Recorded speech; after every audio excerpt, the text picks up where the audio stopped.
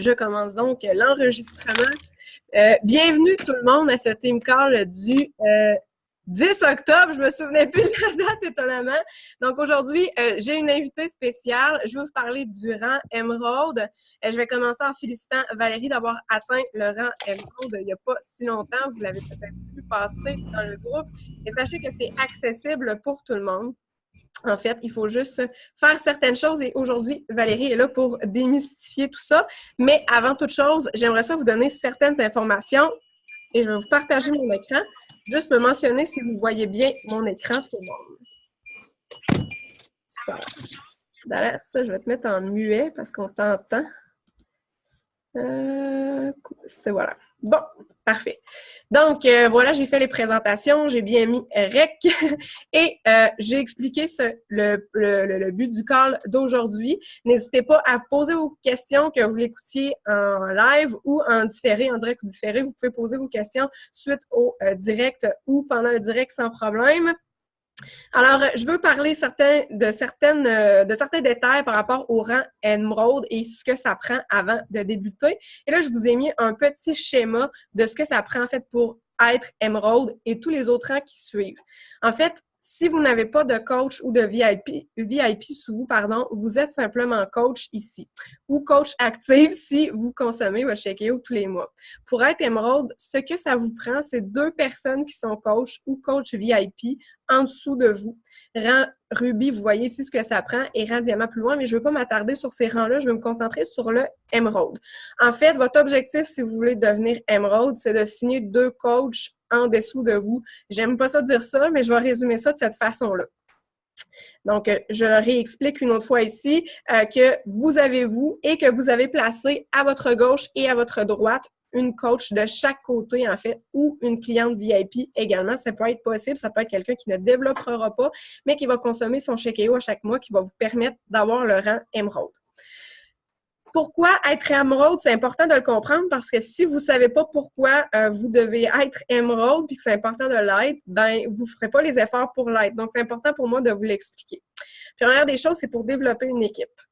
Je l'ai mis en premier parce que d'avoir une équipe, c'est pas la même chose que de travailler tout seul de son côté. Vous le voyez avec Team D. Mais si vous avez votre propre équipe de coach en dessous de vous, ça change énormément de choses dans les responsabilités, dans les tâches qui sont possibles d'être partagées, mais aussi pour donner votre couleur, pour avoir des gens qui participent à la vision que vous voulez transmettre. Donc, pour moi, être Emerald, le premier avantage, c'est de développer son équipe, d'avoir des gens qui vont nous aider autour.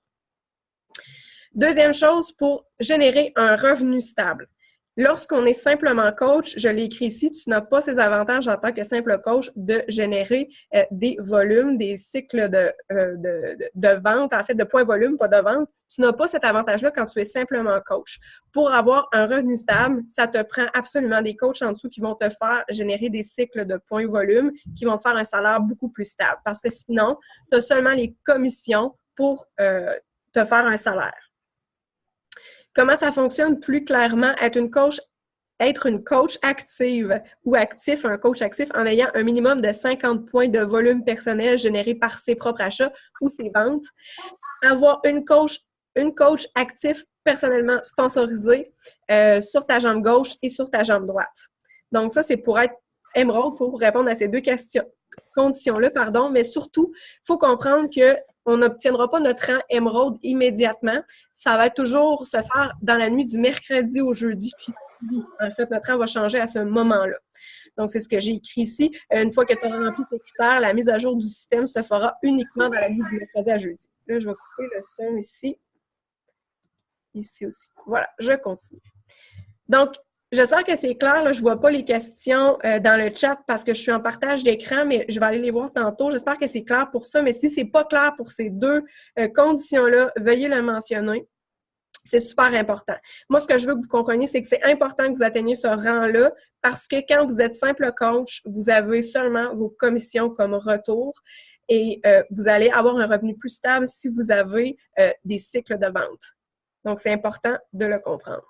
Donc, je vais passer à Valérie. Donc, Valérie, si tu veux te démuter, je répète que s'il y en a qui ont des questions, ne vous gênez pas de les écrire dans le chat. On pourra les poser maintenant ou plus tard. Mais je trouvais ça important de dire un peu ton histoire, Valérie, de coach, puis en premier de participante, si tu peux nous expliquer ça brièvement. Je te cède la parole. Est-ce que vous m'entendez bien? OK.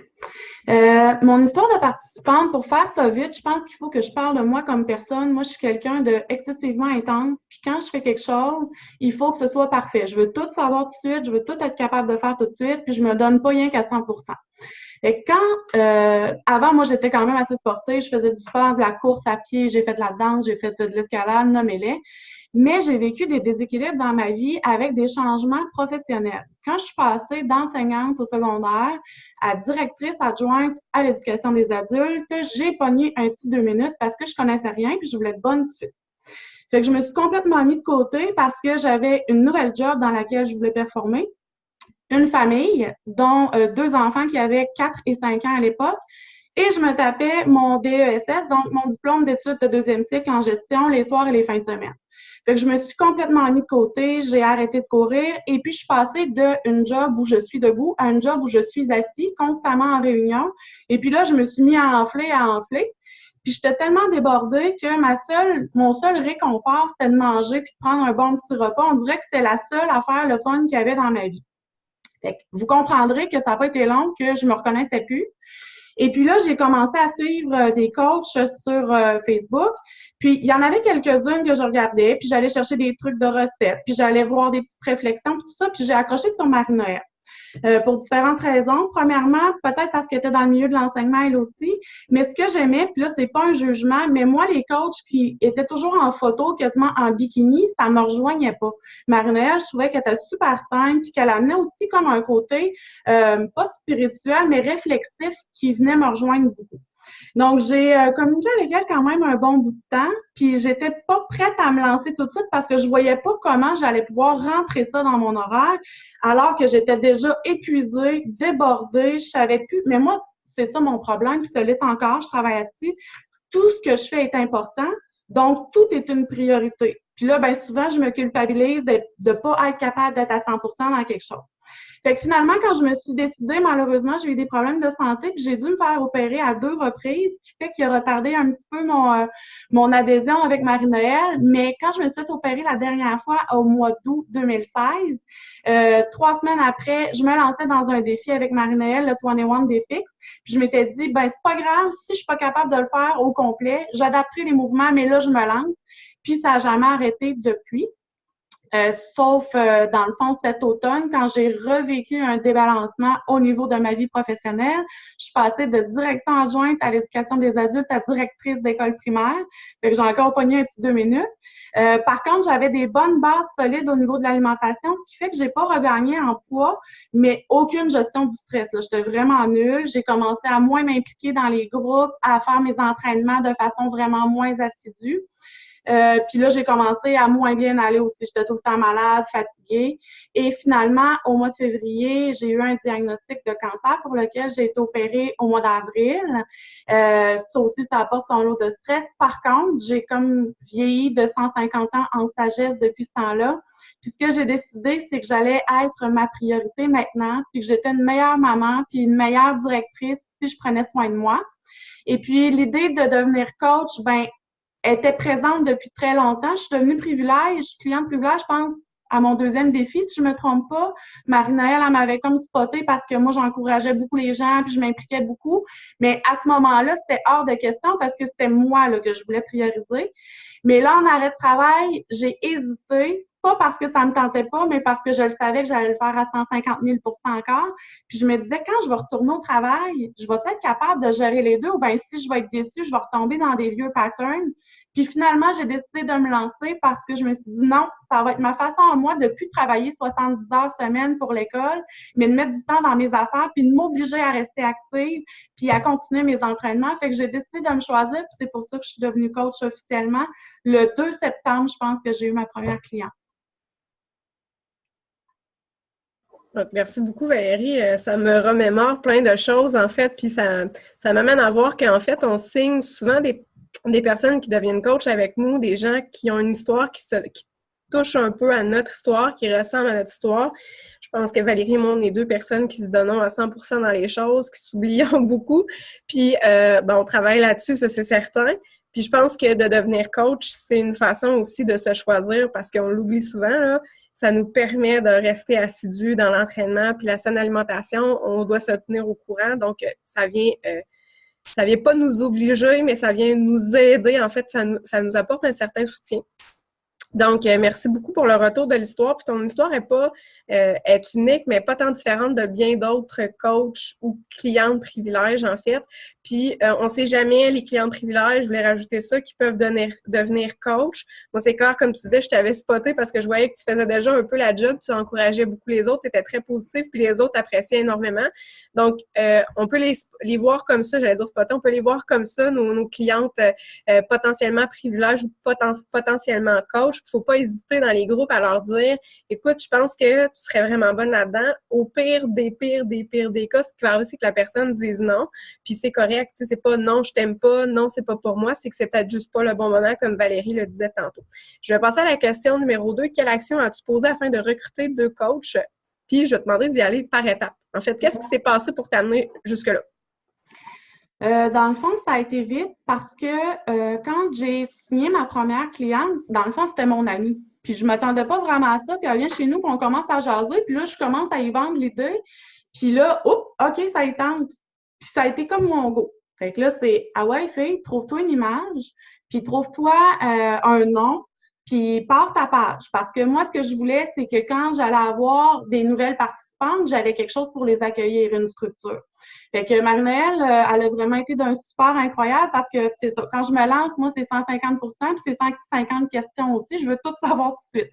Fait que j'ai parti ma page professionnelle, puis là, j'ai invité tous mes contacts. Ça a été la première étape. Ensuite, sur Instagram, j'étais déjà présente, donc j'ai comme transformé mon Instagram juste en faisant un profil professionnel puis en allant mettre aussi mes couleurs puis mon nom que je m'étais trouvé. Puis là, j'ai commencé tout de suite avec un défi gratuit, un challenge gratuit en fait. Puis là, j'ai invité peut-être une trentaine de personnes dans mes contacts toujours, des gens que je connaissais. Puis j'ai réussi à recruter des participantes comme ça. Moi, j'étais très à l'aise d'y aller par un challenge gratuit pour voir vraiment le pouls. J'étais moins peut-être à l'aise d'aller lancer des invitations comme ça, mais j'ai fait des invitations personnalisées aux gens. Ça a pris du temps, c'est sûr, sauf que ça a été positif parce que je pense que j'ai eu 8 participantes dans le premier challenge gratuit. Tout de suite après, Anne a lancé un challenge gratuit de 2 semaines, puis j'ai embarqué encore. Donc là, j'ai envoyé peut-être 60 invitations, puis ça a répondu aussi. Donc, de ces participantes-là, j'ai fait des relances. C'est pas tout le temps au premier coup que ça fonctionne, donc je suis allée faire des relances. Pendant ce temps-là, je travaillais aussi sur mes affaires. Je me suis ouvert une page de soutien pour donner les informations, puis les primeurs et tout ça. Puis je me suis aussi ouvert une page multigroupe, dans le fond, pour que toutes mes nouvelles participantes puissent adhérer à ce groupe-là, puis déjà commencer à ce qu'on ait comme un travail d'équipe, là, puis qu'on partage nos choses. Donc, je faisais ça en parallèle. C'est sûr que là, je suis en arrêt de travail, donc j'avais le temps, puis c'est pour ça aussi que j'ai commencé tout de suite. Quand je parlais aux personnes, dans le fond, pour recruter 2 coachs, ça s'est fait que j'y vais différemment selon les personnes. Il y en a que c'est vraiment plus comme client de privilège. On le voit dans le profil, la personne, ce qu'elle veut, c'est vraiment se remettre en santé, puis elle a de l'air comme wide open à toutes les propositions. Fait que là, je lui faisais voir qu'il y avait des opportunités. Puis il y en a d'autres que, parce que je les connaissais, c'était des gens dans mes contacts qui ont vraiment le profil pour devenir coach. Si c'est pas tout de suite, ça peut être plus tard. Mais là, je leur proposais aussi, puis je présentais en plus l'opportunité de se partir en équipe à un moment donné. C'est pas obligé d'être le lendemain parce que il y en a qui connaissent pas encore Beachbody. Moi, ça faisait plus que 2 ans que je m'entraînais puis je connaissais les produits, mais il y en a qui connaissent pas ça du tout au moment où est-ce que elles embarquent. Donc, dans mes actions, il y a eu ça. Il y a eu aussi que je suis allée m'acheter des outils de planification, un agenda, un calendrier, des livres de développement personnel. Vraiment, moi, j'étais all-in. Fait qu'un coup que j'embarque, j'ai tout mis en place mes outils. Puis rapidement, j'ai été capable de rouler là-dessus. Puis je me suis partie aussi des outils de suivi. Dans les formations, j'ai assisté à la formation Coach Emerald, dans le fond, que nos coachs nous ont donné. Je suis allée lire aussi, j'ai fait les formations, là, les 30 premières, puis j'étais allée marquer mon why, puis j'ai fait mes devoirs. Fait que ça faisait partie aussi des actions. Parce que je pense que plus qu'on se sent solide, plus que c'est facile de recruter. Quand on sait de quoi on parle, quand on sait ce qu'on a à proposer, puis qu'on y croit, on n'est pas stressé de le proposer. D'un coup, j'ai une question, je ne saurais pas quoi répondre. Fait que, tu sais, on se sent solide. Fait que pour moi, c'était super important d'aller lire, de comprendre, puis de savoir ce que je proposais aussi. Fait que ça m'a aidé, en tout cas, selon moi, c'est sûr, à recruter des coachs. Super, j'ai vraiment aimé ça. En fait, tu sais, ça m'a fait penser à, excusez, je reviens souvent à mon école, à mes élèves, mais c'est pas parce que Valérie, c'est mon élève, loin de là. L'élève va dépasser le maître, là, je pense. Mais souvent, mes élèves, je leur donne des étoiles à la fin des cours, comme les étoiles au hockey participation, tu as une étoile. Puis, tu sais, il y a un élève qui m'a dit l'autre jour, c'est facile d'avoir des étoiles, Madame Marner. J'ai dit, comment ça, c'est facile? Il faut juste faire ce que tu dis. C'est aussi simple que ça, c'est ce que Valérie vient d'expliquer, puis je pense que c'est vrai. Vous avez une méthode, vous avez juste à la suivre. Faites confiance. C'est comme un programme d'entraînement. Vous suivez votre programme d'entraînement, vous le suivez, il va avoir des résultats, c'est certain. Vous le faites à 20 %, vous allez avoir 20 % des résultats. Vous faites le travail de coaching à 10 % de votre temps, vous allez avoir 10 % des résultats. Vous faites 4 invitations par mois, vous allez avoir 0 vente. Donc, ça va ensemble. Il faut juste faire ce qu'on dit, il faut faire confiance. Et je pense que Valérie s'est engagée dans un processus de prendre connaissance des choses, d'y aller par étapes. Puis, elle a pris les conseils, ceux qui fitaient avec elle, elle les a pris, elle les a appliqués. Ceux qui ne fonctionnaient pas, ben écoute, elle n'est pas allée vers ça. Elle s'est dirigée vers quelque chose dans quoi elle se sentait à l'aise en premier. Je vais passer à la question 3. Mais tu as déjà un peu répondu, en fait, qu'est-ce que tu as dit dans tes conversations, parce que souvent, les gens pensent qu'on a dit quelque chose de spécial ou qu'est-ce que moi, je dis pas dans mes conversations qui fait en sorte que ça aboutit à un non. Donc, est-ce que tu penses, Valérie, que tu as dit quelque chose de spécial? Qu'est-ce que tu penses que tu as dit dans tes conversations qui a fait que ça a été un oui? Bien, dans le fond, là, on parle des conversations avec les gens directement parce que c'est sûr que je fais beaucoup, beaucoup de posts sur ma page professionnelle puis sur Instagram. Puis je vous le dis, là, j'ai vraiment l'impression de parler tout seul parce que là, je suis rendue que j'ai changé un peu ma ligne. Puis là, je m'assure de générer une participation en posant des questions, mais je vous cacherai pas qu'il n'y a pas grand monde qui me répond. Mais moi, je focus sur le positif. Puis c'est beaucoup dans les conversations privées. Ce que je fais dans le fond, c'est que je leur parle pourquoi moi j'ai décidé de faire ça puis ce que ça m'a apporté. Mais tout le monde a son histoire puis ça rejoint pas tout le monde. Mais ma cliente à moi, c'est sûr que dans ma tête, elle a un peu mon profil. Elle a une vie qui est assez chargée, elle a des enfants puis elle essaie de s'en sortir dans tout ça. Fait que je vais travailler là-dessus puis je lui dis, ça t'engage à rien d'essayer. Au pire, c'est pas le bon moment et on se reprend. Je laisse tout le temps la porte ouverte. Je dis pas, ben au pire, ça marche pas, puis c'est ça. Fait que moi, je dis au pire, ça marchera pas là, puis ça marchera une autre fois. Mais au mieux, tu vas te rendre compte que tu es capable de le faire. Ça ne demande pas beaucoup de ton temps, puis tu vas gagner en énergie. Fait que ça a été une des façons que j'ai eu de convaincre des personnes d'embarquer ou du moins de faire l'essai. Pour les coachs, c'est sûr que de faire voir les avantages. Moi, j'ai donné des exemples précis quand tu parles du rabais. Ben, moi, je suis allée m'acheter toutes sortes de matériel, aussi niaiseux qu'un tapis de yoga, mais j'en ai acheté 3 fois parce qu'il t'a fait pas. Puis à un moment donné, j'ai décidé d'acheter lui de Beachbody, puis il est super qualité, puis je l'ai payé 25 % de moins. Ton chez Écologie, ben regarde, ton montant que tu donnes à chaque mois, tu te le rembourses. J'ai fait valoir les avantages aussi pour devenir coach. Puis je pense que les personnes, ce qu'ils ont besoin, c'est de sentir qu'ils sont pas un numéro. Si tu envoies, moi, je suis allée dans le personnalisé avec des relances personnalisées. Je pense que de mettre le nom de la personne dedans, de dire « Ah, je me souviens, tu m'avais déjà parlé de ça » ou les gens sentent que c'est à eux que tu parles et non pas un message de masse. En tout cas, pour moi, c'est comme ça que je me sens à l'aise. Puis je pense aussi que c'est une des réussites, c'est d'être soi-même puis de vraiment se sentir bien dans ce qu'on fait. Si on prend l'approche de quelqu'un d'autre qui colle pas du tout avec nous, bien, les gens risquent de le sentir. Fait qu'il faut être nous-mêmes puis approcher les gens avec ce qu'on est comme personne.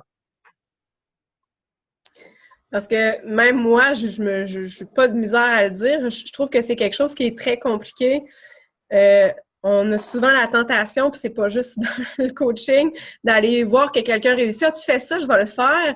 Puis ça fonctionne pas pour nous. C'est pas parce qu'il y a quelqu'un qui a fait un post comme ça, tu le reproduis exactement le même. Tu peux même utiliser les mêmes mots, ça risque de peut-être pas fonctionner pour toi.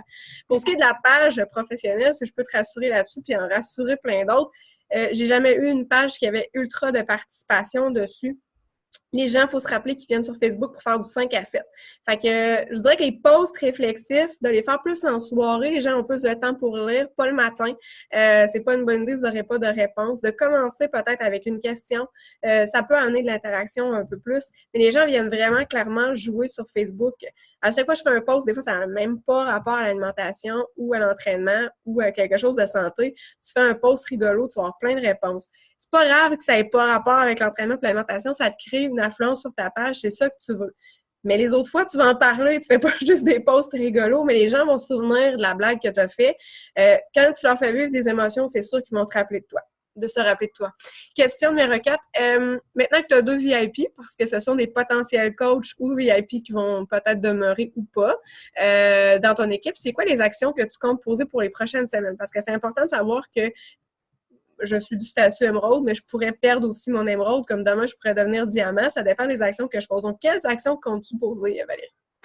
Ben dans le fond, là, moi, je veux solidifier mes bases parce que justement, si demain, j'ai une de mes coachs qui décide de stopper son HD, son Shakeology, ben là, moi, je vais perdre mon rang. Fait que ce que j'aimerais, c'est venir signer 2 nouvelles coachs. Donc là, je suis en train de faire de la prospection, puis j'en ai emmené même une dans un challenge gratuit. C'est sûr, là, je veux pas y faire part tout de suite, mais c'est sûr que j'y en parle. Fait que là, je me suis dit, d'ici la fin de la semaine, je lui en parle. Fait que c'est de signer d'autres coachs. Pour mes coachs potentiels, j'essaie qu'ils aient envie de rester coach. Fait que je leur fais voir par mes publications dans mon groupe de soutien les avantages qu'elles ont. Comme là, on a le ATD Obsession, il y a des entraînements qui sont propres aux personnes qui ont un HD. Fait que là, je leur fais voir, ben vu que tu as ça, regarde ce que ça te donne. Fait que j'ai le goût qu'ils aient envie de rester. Puis je leur parle aussi des info-coachs. Donc, je leur parle des dates. Je leur dis, si vous êtes intéressés, vous pouvez participer. Ça vous engage à rien, mais vous allez voir si ça peut vous donner envie de développer. Puis, pour les autres coachs, ben c'est ça, je vais faire de l'approche tranquillement pour m'en trouver. Je dis 2 autres, mais si c'est 4, c'est juste tant mieux. Mais là, ce que j'aimerais, c'est de trouver une personne qui voudrait se lancer comme coach, mais coach développement. Ça serait aussi un de mes objectifs. Donc, j'ai plein d'objectifs, mais dans le fond, je me donne pas de date limite en tant que telle, mais je me dis le plus tôt possible sera le mieux. Fait qu'il faut pas que j'arrête mes efforts parce que je peux faire peut-être 10 tentatives pour que ça marche pour une personne. Tout à fait. Faut pas s'asseoir sur ses lauriers dans une business qu'on a à nous, chez nous. Faut toujours travailler. En fait, ça m'a fait penser à un live que j'ai vu. Tube de pâte à dents vide, tube de pâte à dents plein. Quand le tube de pâte à dents est plein, on en met plein sur la brosse à dents. On va se brosser les dents allègrement. Puis tu sais, on est tombé dans le lavabo, c'est pas grave. Mais le tube de pâte à dents vide qui en reste, là, puis que tu roules, là, puis que tu le pousses, tu veux pas ouvrir l'autre le tube de pâte à dents. Il faut que tu le vides. Là. Tu peux combien de temps traîner ce petit peu-là alors que tu as gaspillé quand tu en avais plein? Faut que vous agissiez comme si vous en aviez toujours peu. C'est la même chose avec l'argent puis votre temps en passant. Donc, Valérie devra toujours agir comme si elle n'était pas émeraude. Donc, à chaque semaine, elle devra recruter des émeraudes. Donc, je continue. Donc, je tiens à te remercier, Valérie, pour les réponses à tes questions. Là, je ne suis pas encore allée voir dans le chat s'il y avait eu des questions, mais je vais venir bientôt parce que je veux te parler de ton défi à toi et vous quand vous serez émeraude. Quelles actions comptez-vous mettre en place et quels changements allez-vous apporter à votre façon de faire ou de voir cette opportunité-là d'être émeraude? Et je vais te donner des pistes de réflexion et des questions que vous devriez vous poser à vous-même. Et moi aussi, je me suis posée. Invitez-vous des VIP avec l'option VIP actuellement. Et si quand vous le faites comment? Avez-vous des réticences à le faire? Si vous avez des réticences à inviter des VIP, c'est sûr que la réponse risque d'être non, parce que vous ne serez pas assez ferré pour leur répondre. Pourriez-vous offrir l'option à vos clientes actuelles? Est-ce que vous voyez des clientes actuelles qui sont... C'est niaiseux, là, mais vous avez peut-être des clientes actuelles qui consomment chez Keo au mois. Peut-être que ça serait avantageux pour vous, puis pour elles surtout, de les mettre sur le VIP, parce que maintenant, c'est plus facile. Avant, ça restait compliqué avec... on ne pouvait pas acheter des challenge packs en étant un coach VIP. Voyez-vous des gens autour de vous à qui cette opportunité pourrait convenir? Pensez-y à ces personnes-là. Supposez que ça pourrait leur convenir. Vous avez peut-être des gens qui sont dans la même situation que vous, qui ont le même why que vous. Pourquoi vous ne leur proposeriez pas? Le pire que vous pourriez avoir, c'est un non. Et finalement, visualisez votre arbre des personnes, et je vais revenir avec votre défi ensuite, en dessous, des personnes qui vont être en dessous de vous, j'aime pas ça le terme en dessous, et les personnes qui vont constituer cet arbre. Le défi que je vous donne cette semaine, je m'attends à ce que vous le fassiez parce que c'est quand on fait des défis, c'est quand on sort de notre zone de confort qu'on a des réussites puis qu'on apprend. Tous les jours de la semaine, je pense qu'il faut que vous fassiez minimalement une invitation ou des suivis au coaching. C'est important de le faire. Quand même que la réponse va être non, c'est pas grave. Vous risquez rien, je vous le dis tout de suite. Mardi. Le mardi, pourquoi j'ai dit ça le mardi, ça peut être un autre jour, mais le plus possible, le mardi, c'est une soirée où les gens répondent quand même beaucoup pour ma part, puis j'observe qu'ils sont très beaucoup sur les médias sociaux dimanche, lundi et mardi soir. Une publication qui te sort de ta zone de confort par rapport au coaching. De quoi tu peux parler, mais qui te sort vraiment de ta zone de confort. Moi, ce soir, si j'ai le temps, parce que je m'en vais, j'ai un rendez-vous pour acheter ma nouvelle voiture. Donc, je dois faire un live là-dessus parce que ça va me sortir de ma zone de confort. J'en ai jamais parlé en live et je vais en parler en live. Et dimanche, tu fais un bilan de c'est quoi qui a marché puis c'est quoi qui n'a pas marché. Et tu amènes des conclusions puis tu réinvestis par la suite.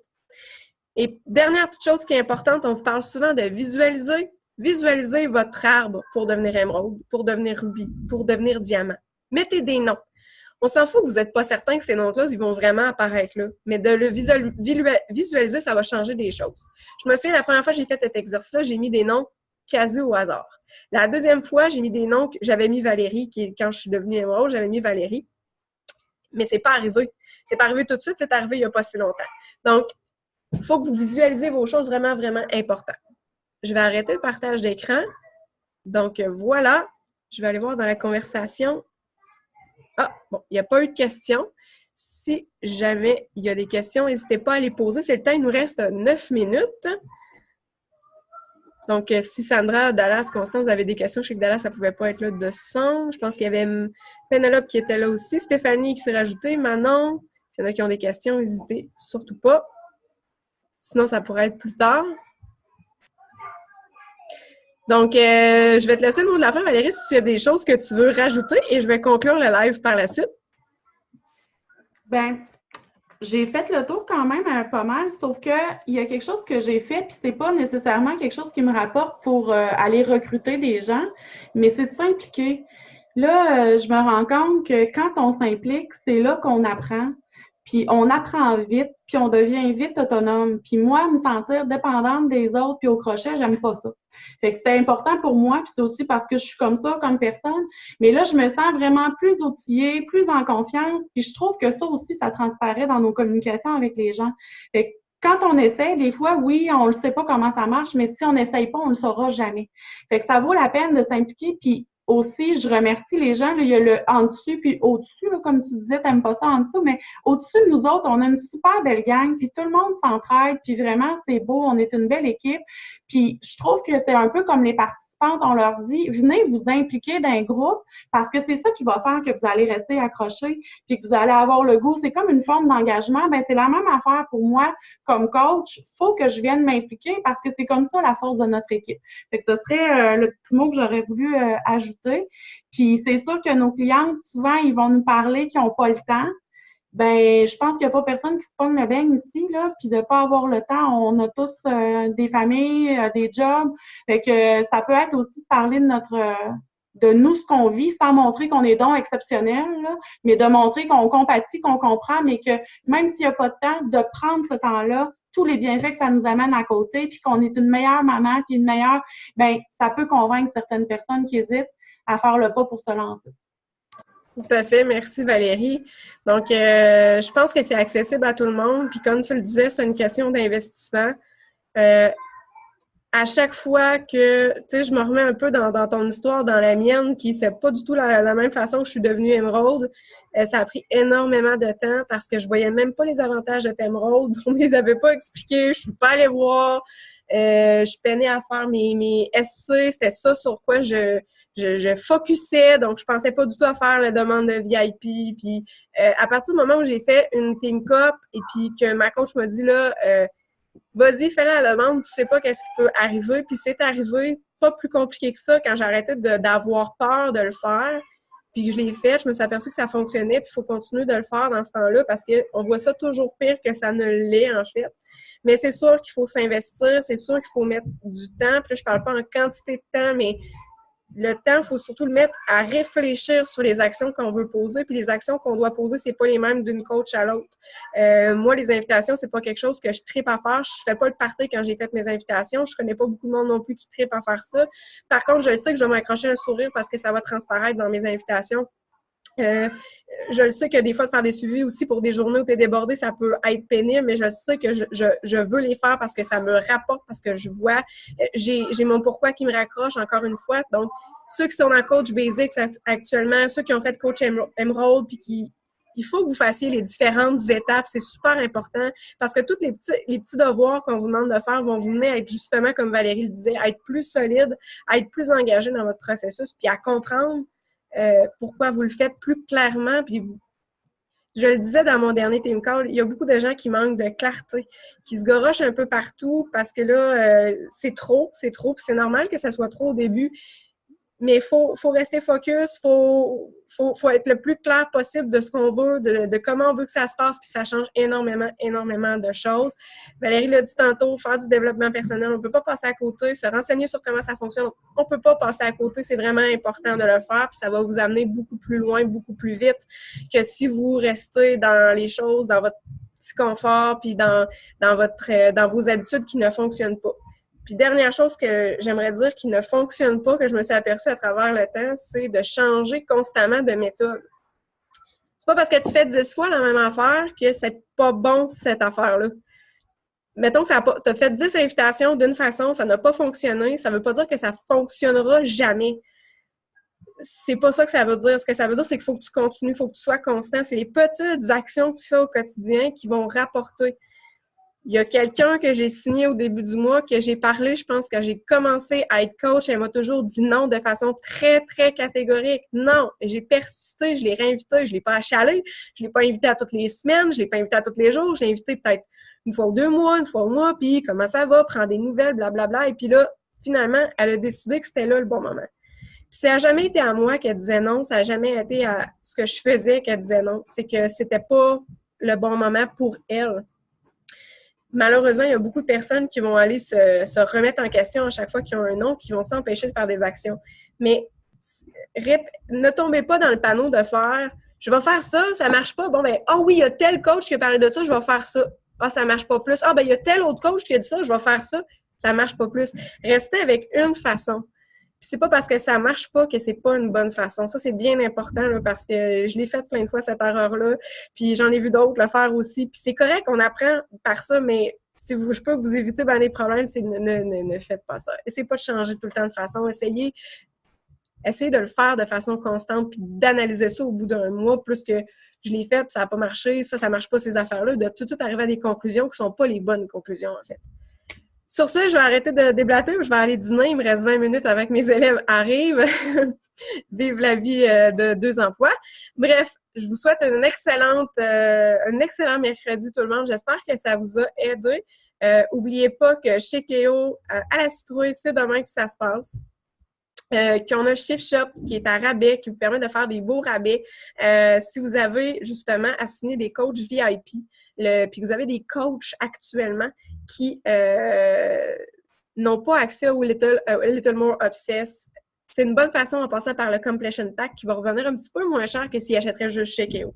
Fait que ce serait une bonne façon de le faire passer, de leur dire que, écoute, tu vas te faire économiser, ça te tente de prendre ça, ça te tente de le prendre en VIP.